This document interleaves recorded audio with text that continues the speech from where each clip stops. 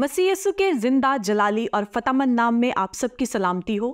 Programme हतमी सच्चाई में मैं मारिया जुहेब आप सबको खुशामदीद कहती हूँ। खुदावंद की शुक्रगुजारी करते हैं आज के दिन के लिए कि उसने ये मुमकिन किया कि हम एक और एपिसोड को आपके सामने लेकर आने वाले हो सकें और बहुत ही मुनफरिद टॉपिक को आपके साथ डिस्कस करें। जफर इकबाल साहब की पोस्ट जिसको आज हम डिस्कस करेंगे, जिसका उन्वान है मसीहियत में खतना। इससे पहले कि हम प्रोग्राम को आगे बढ़ाएं, हम अपने मेहमान स्पीकर जनाब पादरी शफीक कमल साहब को वेलकम करते हैं। सर, आज के शो में हम आपको वेलकम करते हैं। शुक्रिया। आज का टॉपिक है, आज का उन्वान है मसीहियत में खतना। सर, इसका पहला सवाल मैं आपसे ये करना चाहती हूँ, क्या ये बात दुरुस्त है कि मसीहियत में खतने का कोई फ़ायदा नहीं? शुक्रिया, आपने बहुत अच्छा टॉपिक मुंतखब किया है। जफ़र इकबाल साहब की पोस्ट है। जफ़र साहब की जितनी पोस्ट थी किताबुल इस्तिफ़सार में उनको हमने एड्रेस कर दिया ऑलरेडी जी, लेकिन आपको पता है कि उनको शौक बहुत है, वो अभी भी पोस्ट पे पोस्ट लगाए। तो हमारे सामने जो भी पोस्ट आएगी, खुदा करेगा हम इसका ऑपरेशन करेंगे, इसको एनालाइज करके सही अवाम तक दुरुस्त जवाब पहुँचा देंगे। खतने के मौजू को लेकर वो कहते हैं, दरअसल इनके दिमाग में ये है कि चूँकि यहूदी खतना करते हैं और मुसलमानों ने भी इस रवायत को शुरू कर दिया, तो क्रिश्चियन क्यों नहीं करते? सवाल इनका ये है कि इनको भी करना चाहिए। सही। अब इसके लिए उन्होंने सवाल ये दाग दिया है कि क्या मसीहत में खतने का कोई फ़ायदा नहीं। तो असल में मैं कहता हूँ ये सवाल ठीक नहीं है। पहले आप मेरी बात सुन लें, मेरा जवाब सुन लें, आपको पता चल जाएगा कि इनका सवाल दुरुस्त नहीं। सही। सवाल को रीफ्रेज करके ले आए तो बेहतर जवाब मिल सकता है, लेकिन मैं इसको भी जवाब देता हूँ तो आपको समझ आ जाएगी। देखिए, अहद इब्राहिमी जो था, खतना उसका बैरूनी निशान था, लेकिन असल चीज़ ये बैरूनी निशान नहीं था। असल चीज़ उसकी अंदरूनी ग्रेस थी, अंदरूनी फजल था जो इंसान पर होता है कि खुदा ने उसके साथ एक अहद बांधा, उस पर फजल किया, उसके साथ दोस्ती की, इसीलिए आप उसको खलीलुल्लाह भी कहते हैं। तो वो जो उसके साथ दोस्ती थी, जो उस पर करम फजल हुआ था, उसका बैरूनी निशान खतना था। मैं एक और मिसाल देता हूँ। कोई तंजीम बनती है तो उसके कुछ बाइलाज होते हैं, उसके कुछ असूल होते हैं, उनके कुछ माटोज होते हैं, ठीक है।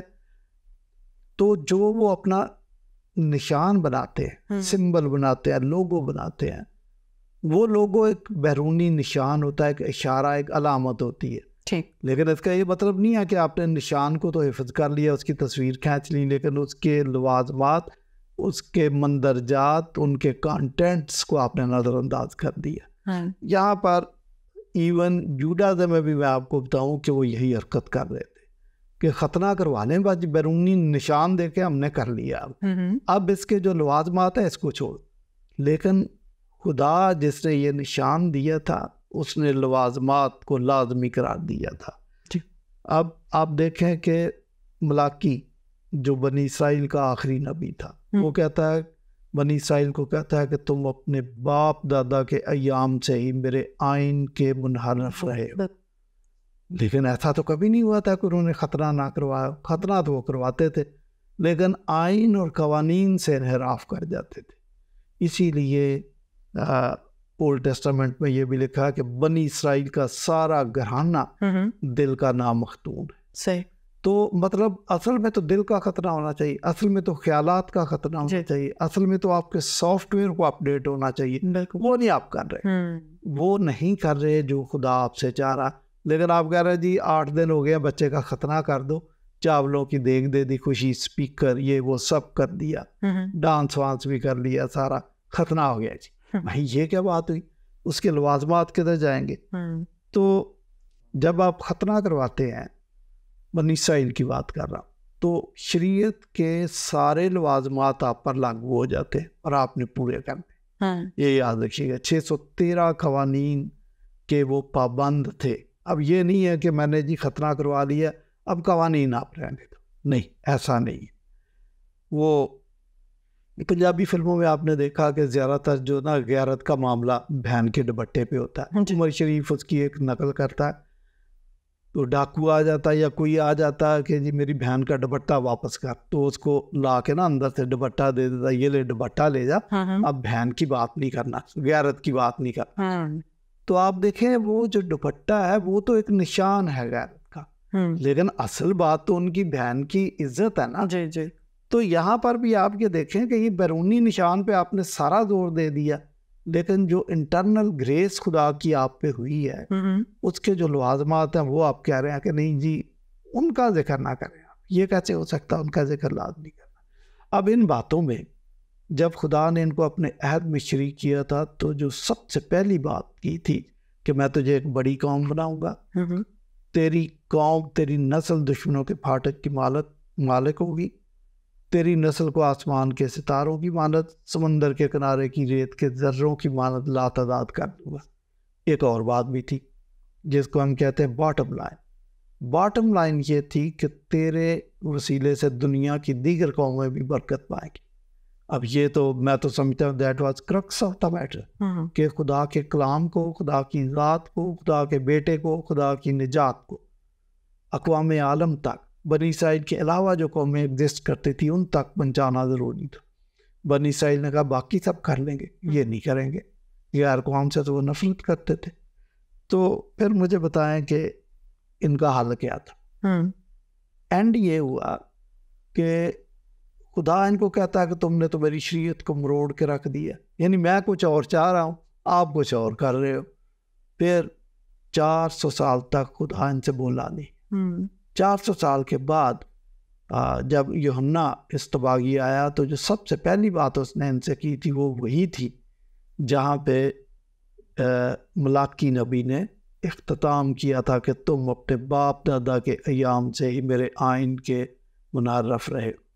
4 सदियों के बाद गुज़श्ता से पेवस्ता यूहन्ना इस्तबागी कहता है कि अब तो दरख्तों की जड़ों पर कुल्हाड़ा रखा, जो दरख्त अच्छा फल नहीं लाता काटा और आग में डाला जाता। देखो मसीह यीशु ने भी यही बात की कि मैंने तो कितनी दफ़ा चाहा, जिस तरह मुर्गी अपने बच्चों को परों तले छिपा लेती है, मैं भी तुम्हें छिपा दूँ, लेकिन तुमने खुद नहीं चाहा तो हम क्या करेंगे। और जब तुम पर निगाह की गई तो तुमने उस वक्त को नहीं पहचाना। ठीक है जी। और इसी का शाखसाना था कि यरूशलेम जो है वो तबाह कर दिया गया, हैकल तबाह कर दी गई सन 70 में। एक काम और हुआ कि मसीह ने कहा कि अब पाकिस्तान तुमसे ले लिया जाएगा, एक और कौम को दे दिया जाएगा। ये जो खतने के चैंपियन है ना, वो ये सारी हिस्ट्री को भूल जाते हैं, चीदा चीदा हवाले चुन लेते हैं, और ये जो चीदा चीदा हवाले चुन के कोई दावा कर देना, ये अब्दीसी काम, ये खुदाई तरीका नहीं है, इलाही तरीका नहीं है। आउट ऑफ कॉन्टेक्स्ट चीज़ों को आप पेश करते। तो यही बात जब पाकिस्तान उनसे ले लिया, तो पाकिस्तान लेकर, पाकिस्तान का मतलब है वो ब्लेसिंग्स, वो कंटेंट्स जो आपको दिए थे शरीयत के, वो सारी चीज़ें, सारा इस्तेहकाक, सारी जिम्मेदारी आपसे ले ली, और अब मैं किसी और कौम के हवाले करूँ। दैट वाज क्रिश्चियन नेशन, जिनको कहा गया कि पहले तुम कोई कौम ना थे, अब तुम एक मुकद्दस कौम, शाही कायनों का फिरका, खुदा की खास मलकियत, अब ये स्पेशल नेशन बन गई। ठीक है जी। अब इनके साथ मसीह ने कहा मैं एक नया अहद बांधूंगा, और ये नया अहद अचानक से नहीं आ गया। ओल्ड टेस्टामेंट के अंदर भी, यिर्मयाह और एज़ेकिएल में, ये दोनों किताबों में, दोनों सहीफों में ये बात खुदा ने दर्ज कर दी थी कि एक वक्त आएगा कि मैं एक नया अहद बांधूंगा और मैं अपने लोगों पर साफ पानी छिड़कूंगा। ये लिखा सारा कुछ। तो ये वक्त आ गया था कि नया अहद बांधा, और पाकिस्तान इनसे लेकर दूसरी कौम को दे दिया। मसीह यीशु ने कहा कि मैं अपने खून से एक नया अहद तुम्हारे साथ बांधूंगा। अब इस अहद के जो शरीक हैं, ये एक नया अहद है। तो चूँकि अहद इब्राहिमी के जो शामिल लोग थे, उन्होंने उस जिम्मेदारी को पूरा नहीं किया। मतलब जिम्मेदारी को इस हद तक पूरा किया जी, बंदे को बुलाओ और ख़तना कर दो, बस, इससे ज़्यादा कुछ नहीं। तो अब नए अहद के जो शरीक हैं, इनमें जो बैरूनी निशान है वो बैप्टिज्म। तो अब ख़तरा क्यों करें? एक तो ये बात, बैरूनी निशान ये जी। दूसरी बात ये कि यहाँ पर ये लिखा कि राष्ट्रवाद ईमान से जीता रहे। अब ये भी लंबी कहानी है। अच्छा, ये जो राष्ट्रवाद ईमान से जीता रहेगा ये भी ओल्ड टेस्टामेंट में भी लिखा है। हबक्कूक की किताब में लिखा है कि सादिक ईमान से जीता रहेगा, वो सेम बात वहाँ पे भी लिखी है। इब्रानियों 11वें बाब में जो ईमान के हीरोज हैं, जितने भी हैं, ये तो सारे ओल्ड टेस्टामेंट के हीरोज हैं, लेकिन वो जो हीरोज बने वो ईमान की वजह से बने, इमाल की वजह से नहीं बने। जब ये खतने की बात करते हैं तो इसका मतलब एक पूरा पैकेज है, 613 कवानीन है, इमाल की बात हो रही है। फिर तो ये तो नहीं है कि खतने वाला मैं कर लेता हूँ तो बाकी जो है ना 612 इनको छोड़ दे जी, ऐसा नहीं है। फिर आपने पूरा पैकेज लेना, तो वो करते नहीं थे। तो पहली बात तो ये है कि मसीहत में ईमान की वजह से आप जिंदगी पाते हैं, हमेशा की जिंदगी पाते हैं। इमाल की वजह से, इमाल की वजह से कोई पा भी नहीं सकता। कैसे? वो भी सुन ले बात, पूरी बात सुन ले। जो कवानीन खुदा ने दिए थे वो नेक नीति से दिए थे। बाइबल बहुत वजाहत के साथ ये बात बयान करती है कि अगर आप उन कवानीन पर अमल करें तो उनमें जिंदगी है जी। मसलन इस्तिस्ना 27 की 26, और इसमें तो ये भी लिखा है कि लानत उस पर जो शरीयत की बातों पर अमल करने के लिए इन पर कायम न रहे। अब आपने 1000 दफ़ा आपके पास मौका था चोरी करने का, आपने नहीं किया, तो ये आपके 1000 तो आपके हिस्से में इमाल आ गए, उसके क्रेडिट आ गए, उसका अजर आ गया, उसका सवाब आ गया।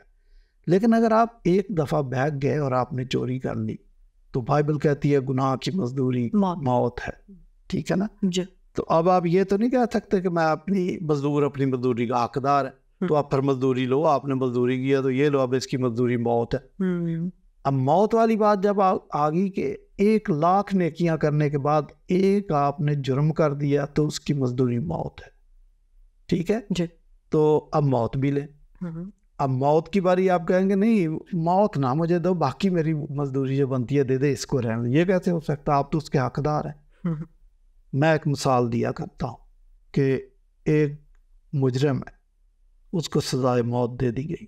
सजाए मौत का तरीकाकार आपको पता है, जब वो तख्ता-ए-दार की तरफ जाता है तो उसके चेहरे पर काला कपड़ा चढ़ा दे, उसको नज़र नहीं आता। अब चंद कदम पर तख्ता-ए-दार है और 2 सिपाही उसको दाएं बाएं बाजू से पकड़ कर लेके जा रहे हैं, हाथ बांधे हुए और सर पर आंखों पर काला कपड़ा। एक शख्स अचानक से आता है उसके सामने, वो कहता है जी ये 1 करोड़ रुपए का चेक है, ये मैंने साइन किए, तो उसकी जेब में डाल देता है। 1 मिनट के बाद फटा उसका लीवर खींच दिया जाएगा और वो हैंग हो जाए।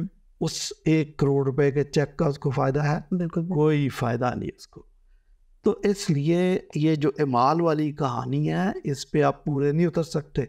अच्छा, ये कहना है कि ये इसमें फ़ायदा नहीं है, हम नहीं कहते कि खुदा ने बिला वजह इसको बनाया था, यकीनन खुदा ने सोच समझ कर बनाया था।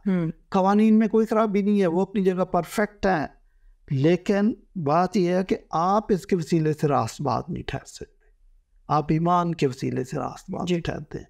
तो ये जो सारी बातें हैं कि मसीहत में क्या, खतने में कोई फ़ायदा नहीं, पहले आप इन चीज़ों को नज़रअंदाज करके फिर आप हमसे सवाल पूछते हैं। मैं कहता हूँ कि बिल्कुल फ़ायदा था। अगर आप 613 कवानीन पे पूरे उतरते हैं 100%, तो बाइबल कहती है इसमें भी ज़िंदगी, आप ले ज़िंदगी।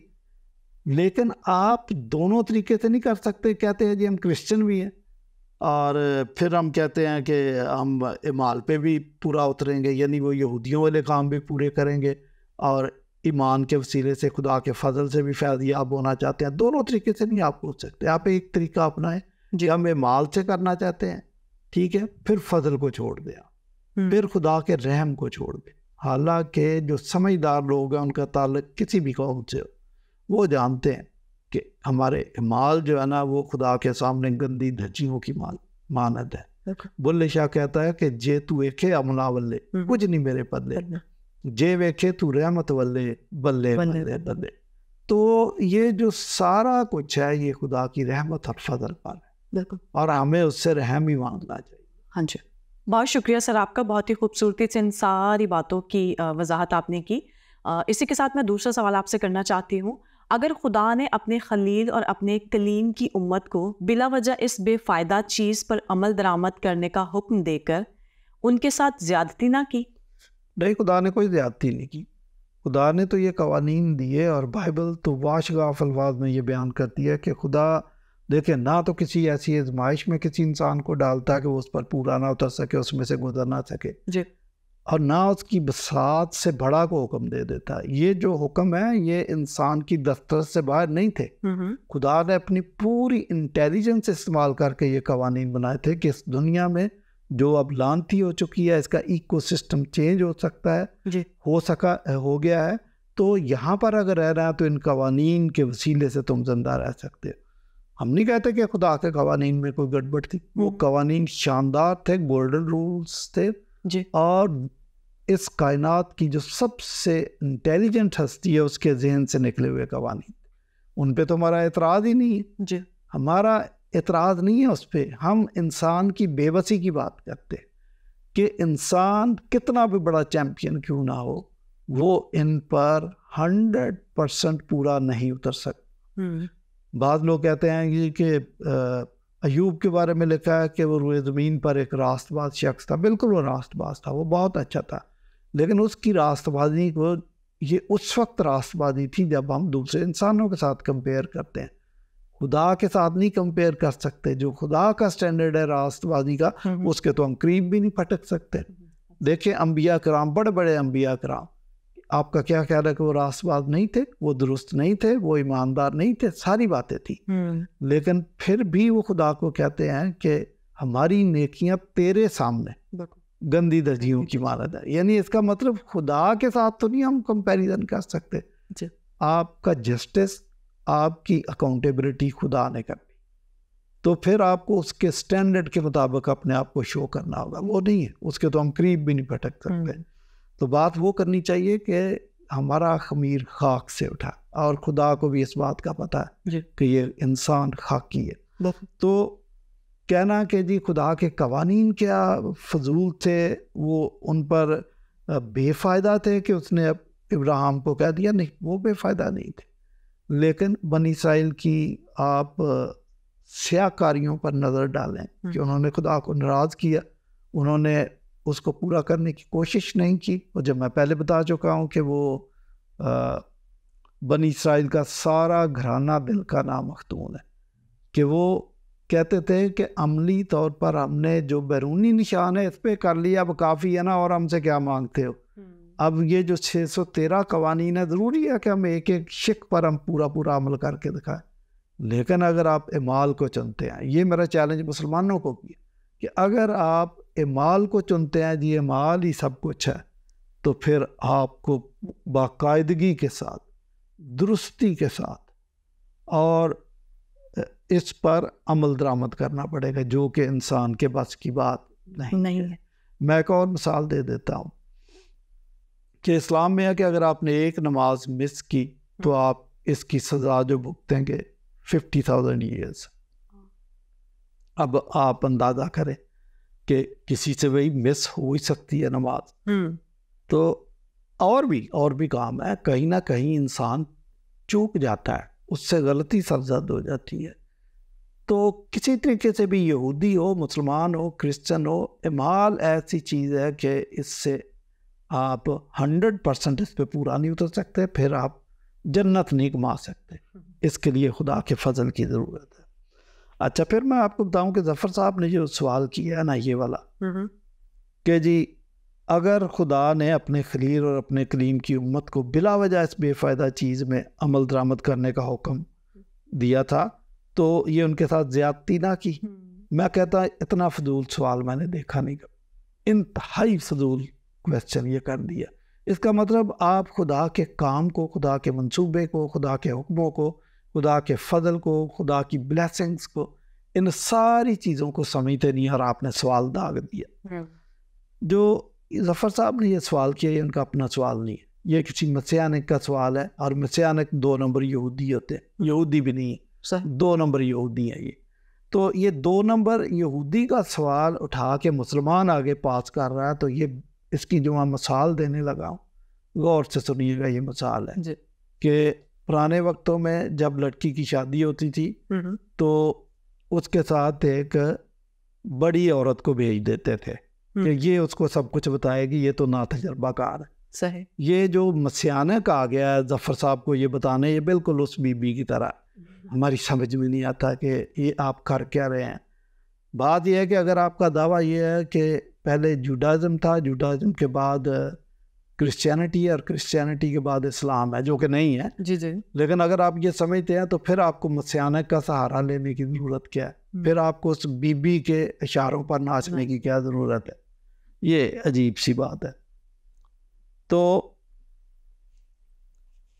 ये और बात सुने, कवानीन में कोई नुक्स नहीं, बाइबल कहती है कि इनमें ज़िंदगी है। इस्तिस्ना 4 बाब की 1 आयत और इस्तिस्ना 8वें बाब की पहली आयत में लिखा है कि इन कवानीन पर अमल करो ताकि तुम जिंदा रहो। तो खुदा ने तो ये कवानीन भी ज़िंदगी हासिल करने के लिए एक मैनुअल दिया था आपको। अच्छा, मिसाल 4:4 में भी है कि मेरे हुक्मों पर कायम रहो तो जिंदा रहो। जिंदा। अच्छा, जिसने शरीयत पर अमल किया वो इनके सबब से जिंदा रहे। ये सारी बातें आपको बाइबल की बात बता, तो आप करें ना अमल, नहीं कर सकते। मैंने एक डिबेट में एक मस्यानिक से ये सवाल पूछा था कि शादी होती है ओल्ड टेस्टामेंट में जो कवानीन था, तो पहली रात वाइट चादर बिछाते थे और उस पर अगर खून के निशान आ गए हैं तो ठीक है, अगले दिन आप खुशी करें, लेकिन अगर खून के निशान नहीं आए उस लड़की को फाटक पर खींच के संसार कर देते थे। आजकल ऐसा कर रहे हैं? नहीं कर रहे। नहीं। तो मैं ये इनसे पूछना चाहूँगा कि आजकल इस कानून पर अमल कर रहे हैं? अगर अमल कर रहे हैं तो वो चादर में दिखा दे। तो वो नहीं, ना वो बता सका ना वो दिखा सका। और भी बहुत सारे कवानीन, हाँ उसने एक जैकेट पहनी हुई थी, वो जैकेट मिक्स कपड़े की थी। ओल्ड टेस्टामेंट के कवानीन जो 613 कवानीनों में एक कानून ये भी है कि मिक्स बीज नहीं बोना फसल में, दो नहीं मिला के नहीं बीज सकते, ठीक है ना जी जी। और आप मिक्स कपड़ा नहीं पहन सकते। तो मैंने कहा ये ज़रा जैकेट बताएं मुझे, ये कपड़ा किस चीज़ का, उसको नहीं पता था। मैंने कहा मिक्स है तो आपको तो हम संसार करेंगे, अभी डिबेट ख़त्म होती है आपको संसार करेंगे। उसने माना कि हम, मुझे नहीं पता कि ये मिक्स है और आइंदा मैं एहतियात करूँगा। ये तो हाल है इनका। इसलिए शरीयत के कवानीन से आप रास्तबाज नहीं ठहर सकते। तो इसका ये मतलब हरगिज़ नहीं कि वो कवानीन ठीक नहीं थे। हम जो उन कवानीन को अब इम्प्लीमेंट नहीं करते, सिर्फ इखलाकी कवानीन को मानते हैं, लेकिन हमारा भी ये मानना है कि कवानीन जितने भी थे आखिर कोई ना कोई उनके अंदर हिकमत तो ज़रूर थी। हम उस हिकमत को आज भी जहाँ मुमकिन है इस्तेमाल करते हैं, लेकिन निजात उनके वसीले से नहीं है कि उन पर अमल करेंगे तो फिर आपको निजात मिलेगी। ये बात आपको सीखने की है। निजात खुदा के फजल से है। मसीह ने उन कवानीन पर अमल करके दिखाया, हम उस पर ईमान लाते हैं तो हमें हमेशा की ज़िंदगी मिल जाती है। बहुत शुक्रिया सर। इसी के साथ एक और सवाल जहन में आया था तो आपसे पूछना चाहती हूँ कि अगर मसीही लोग खतना करवा लें तो हर्ज ही क्या है? ठीक है, ये सवाल बहुत सारे मसीही मुझसे ये पूछते हैं कि भाई ऐसी क्या कि हमारी अब दुश्मनी उनसे होगी, आखिर खुदा का दिया हुआ कर। ये बात नहीं है। पौलुस के ज़माने में भी जब मसीहत अभी वजूद में आई थी और अपने ट्रांजिशन पीरियड से गुजर रही थी, जुडाइज़म टू क्रिश्चियनिटी, तो उस वक्त ये सवाल उठता था, जो कट्टर यहूदी थे और क्रिश्चियन हो गए थे तो उनके सॉफ्टवेयर के अंदर तो पुरानी चीज़ें भरी हुई थी। तो जो गैर कौम से आने वाले लोग थे और मसीही बन रहे थे, तो ये लोग उनको मजबूर कर रहे थे कि इनका पहले खतना करो। उनके दिमाग में वही चीज़ बैठी। सही बात ये है कि अगर तो आप क्रिश्चियन लोग कहते हैं कि हम खतना करेंगे और ये खतना वो है जो अहद इब्राहिमी में शिरकत के लिए है, तो फिर ये फजूल प्रैक्टिस है। क्योंकि अहद इब्राहिमी तो खुद उसकी जगह रिप्लेस हो गया अहद मसीही। इसीलिए बाइबल में जो दो हिस्से, दूसरा हिस्सा है न्यू टेस्टामेंट, नया अहदनामा। ये नया अहद मसीह ने बांधा हुआ और इसमें शिरकत के लिए आपको बैप्टिज्म की जरूरत है। अगर तो आप ये प्रैक्टिस करते हैं कि जिस तरह यहूदी शरीक होते थे तो हम उस तरह शरीक हो, तो ये तो फजूल प्रैक्टिस है, क्योंकि वो तो चीज़ें इन प्लेस नहीं रहेंगे। लेकिन अगर on medical grounds doctor suggest करता है किसी को कि ये खतना कराए तो उसमें कोई हर्ज नहीं। और है ऐसी रीजंस हैं कि डॉक्टर सजेस्ट करते हैं कि उनको खतना करा, उसमें कोई हर्ज नहीं है ऑन मेडिकल ग्राउंड्स। लेकिन अगर आप ये चाहते हैं कि इसके ज़रिए हम ऐद इब्राहिमी की उन सारी बरक़ात के वारिस हो जाएंगे और जन्नत का दरवाज़ा हमारे लिए खुल जाएगा, तो ये आपकी खाम ख्याली है, ऐसा नहीं। बहुत शुक्रिया सर आपका इन तमाम बातों की वजाहत के लिए। नाज़रीन, इसी के साथ साथ हम आपके भी शुक्रगुजार हैं। आज का प्रोग्राम आपको कैसा लगा हमें ज़रूर फीडबैक से आगाह कीजिएगा। इसी के साथ साथ आज के प्रोग्राम की हतमी सच्चाई जो आपके साथ शेयर करना चाहते हैं कि शरीयत के ईमान और कवानीन कादर मुतलक खुदा के मंसूबे का हिस्सा थे और वो अपनी जगह परफेक्ट थे। खामी कवानीन में नहीं थी, खामी खाक के पुतले में थी जो इन कवानीन पर अमल करने से हमेशा कासिर रहा है। लेकिन यसु मसीह ने इंसानी शक्ल में सारी शरीयत को पूरा करके दिखाया है। इसलिए आसमान पर जाने का बेहतरीन तरीका खुदा के फजल पर इन्हिसार करना है। हमें इजाज़त दीजिए, फिर आपसे मुलाकात होगी। देखते रहिए प्रोग्राम हतमी सच्चाई।